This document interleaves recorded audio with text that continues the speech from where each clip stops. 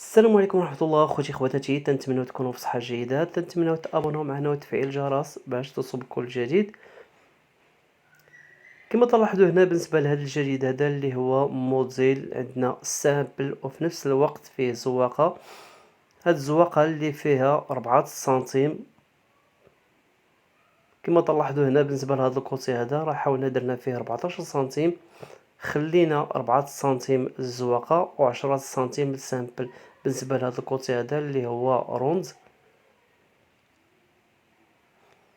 كما تلاحظوا هنا هاد الزواقة هادي اللي هي عطات واحد المنظر زوين. حتى الكوان كما تلاحظوا هنا او فرماجات حتى هي راه عطات واحد الصورة جيدة. حاليا باقي ما تفرج ان شاء الله. بالنسبة الى تفرج غادي نديرو واحد الفيديو باش يكون كامل ومكمول. كما تلاحظوا هنا عندنا جوج فرماجات.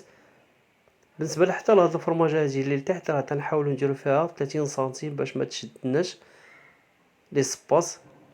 بالنسبه لهاد الصالون هذا كما تلاحظوا هنا راه عطانا جوج سدادر هنا، وعلى اليسار عطانا سداري واحد. كما تلاحظوا هنا بالنسبه لهاد الزواقه هادي راه متصله، راه ما فيها لا ديفو ولا شي حاجه. تنحاولوا نطبقوا الزواقه مع اختها واخا في الفرماجه. كما تلاحظوا هنا بالنسبه لهاد الصباغه هادي راه فوقها واحد الماده اللي غير تعطي اللمعان وفي نفس الوقت تحافظ على الصباغه. كما تلاحظوا هنا خوتي خواتاتي بالنسبه لهاد الكوانات راه واحد على اليمين وواحد على اليسار. هنا كما تلاحظوا بالنسبه للاخ رشيد اللي هو صاحب القناه صالون مراكش.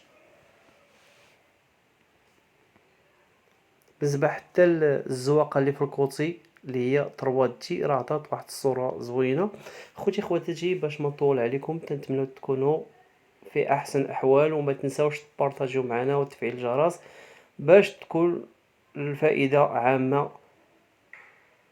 خوتي خواتاتي السلام عليكم ورحمه الله.